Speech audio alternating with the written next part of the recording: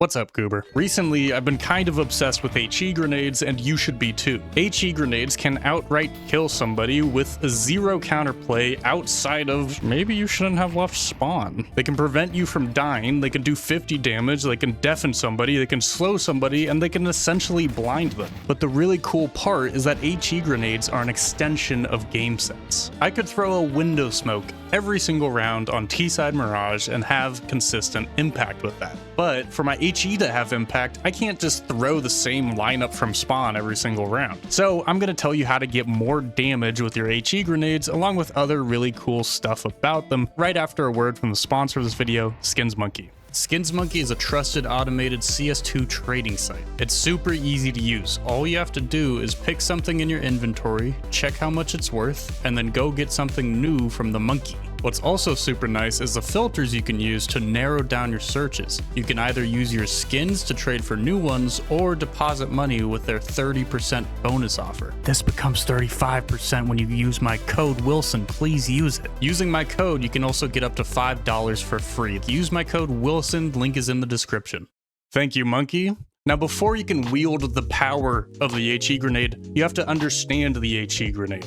Let's go over some basics about how this unique nade works. HE grenades cost $300 and take 1.6 seconds to explode once thrown. The unpinning click doesn't make a sound enemies can hear, but throwing it does. You can't hear when your HE does damage or not. The only thing you can hear is if the grenade itself physically hits somebody. In terms of damage, you can do about 57 against a player with armor and about 97 against a player without armor.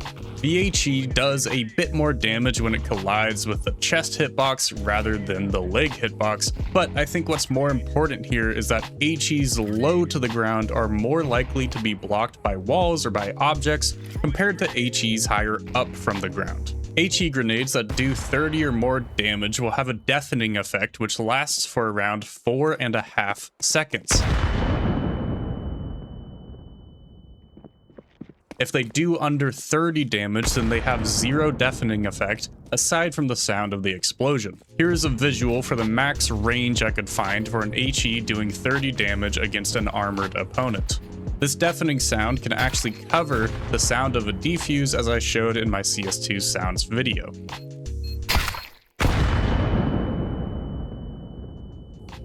Unlike deafening, which has a clear minimum damage needed, the slowing effect HEs have seem to scale alongside damage. A 29 damage HE initially reduces someone's move speed by 51% and takes about 1.3 seconds to recover to normal. A chunkier 56 damage HE reduces move speed initially by 74% and takes about 1.8 seconds to get back to normal. The explosion can completely obscure vision a little over half a second. HEs can also break interactable objects on the map like vents, doors, and glass, and can also open smokes for about 2 seconds. Alright, so those are the basics of the HE grenade. Let's move on to how to use HE grenades to their fullest potential. Damage. The most important aspect of HE grenades is that they do damage. Doing damage is obviously a good thing in of itself, but this is especially valuable for the CT side. Because both M4s can't one-tap head armored opponents, doing chip damage with HEs then gives them that one-tap potential. The hard part of doing damage with HE grenades is that you have to hit people with HE grenades. So let's go over 3 situations where you can make it easy for yourself to do impactful damage with these grenades. Firstly, early round timings. Your opponents can only be in certain places at the start of the round, so this makes it an optimal way to get damage. For example, this shelf nade on Ancient is super meta, not only because it will do great damage and slow down T's trying to fight Jaguar, but like you'll see with Matisse in this round, it will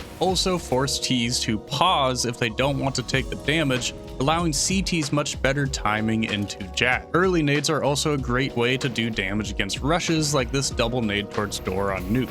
You can make use of early timing nades on T side as well. This Anubis nade that lands on a CT running towards E-Box does a ton of damage and can condition E-Box players into waiting it out. On dust, ROPs will often bounce a nade against the upper tun's wall, conditioning CTs against swinging close tuns at the start of the round, which is a common play against B rushes. You'll also see Ts use a molly and an HE on the new mid gap on Anubis to deny the canals drop for CTs. The second great way you can get more damage with HEs is to force timings or force positioning. What I mean by this is that you can use other utility to push CTs into predictable positions, which you can then throw your HE grenade at them, and then that HE is going to hit them and it's going to do damage, which is good, which is what we want here. Let's look at some examples. On Inferno, Blitz gets mollied on sandbags, which forces him into this HE towards corner. In this clip, Art and Dumao take middle with an elbow molly and then nade right behind it, which later gives Dumao a double kill. A very simple application of this is nading behind a molly.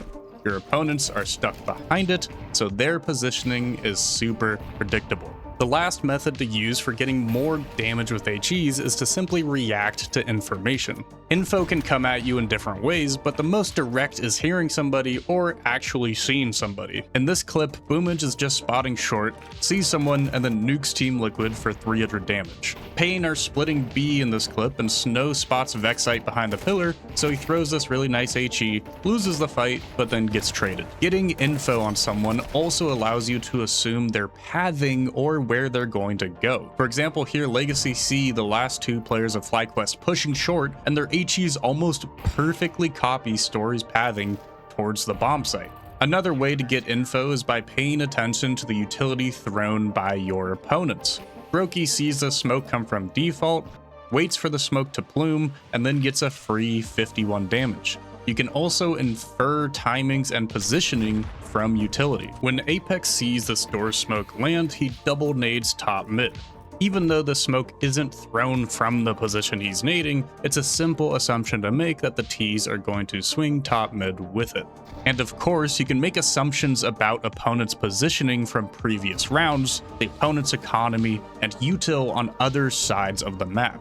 On this round, Vitality know that bait is on a low buy, and they don't hear any smokes towards middle. Flamesy nades ramp without seeing or hearing a person, but lands a big nade because of the assumption that bait is grouping ramp. Once the smokes come out and it's confirmed bait is going out A, Apex double nades ramp, and then Zywoo throws one more in there cause why not? Alright, so that's damage. Let's talk about another way you can use HEs, and that's for clearing space. The main goal here is to get damage, but if you can land an HE on someone while you swing them, then you get the added bonus of fighting them while they're slowed, deafened, and possibly blinded by the HE's visual clutter. This is even better if you have someone double nade with you, because it could guarantee a kill outright. In this anti-eco round, FlyQuest double nade the close corner in A main before getting flashed through the smoke.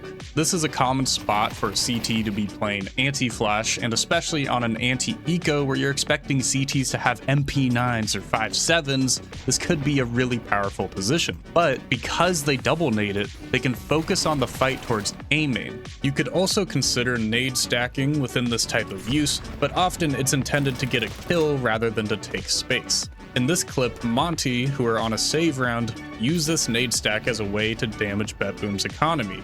$900 worth of nades takes out $4,500 worth of equipment. Here's an example on a buy round. FlyQuest triple nade middle, getting a kill on Big Uzera. They're not actively taking space with these nades, but instead gambling that they can get an early pick and play out a 5v4.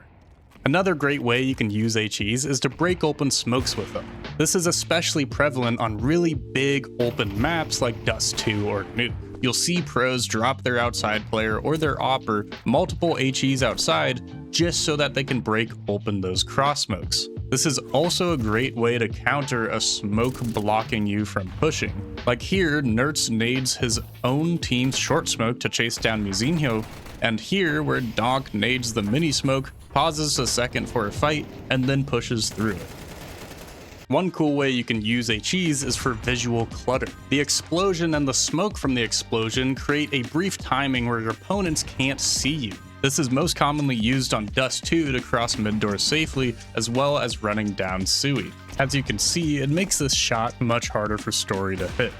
In a pinch, you can use HE grenades to cross choke points, or to make the fight more confusing for your opponent. Lastly, HE grenades can break stuff from afar. This is an incredibly important mechanic on 2 maps, Nuke and Overpass. The lobby door on Nuke is an important one to break on T side, so it's standard to throw an HE at it at the beginning of every round. On Overpass, the connector door is good for the CTs to open because it allows them to get info into Con, to throw util into it from B site, to boost and fight it, and to silently flank in the late round. Cash is getting added back, and it's important for you to know that this door is completely indestructible. You can't nade it, and you can't shoot holes through it. Goober! Thanks for watching my video. If you liked it, which I hope you did, then please like the video and subscribe to my channel. I apologize for being less active recently. I've been in a bit of a slump and creatively not feeling the best, but I'm ripping now. I had a great time making this video, and I'm gonna have more videos coming out soon, so subscribe. Shout out to my YouTube channel members. You can be one of these goobers. Thank you guys. They're really cool, and they help me be a goober on the internet. How many times am I going to say goober in the outro? Have a good day. Good luck and have fun in the rest of your games. Peace.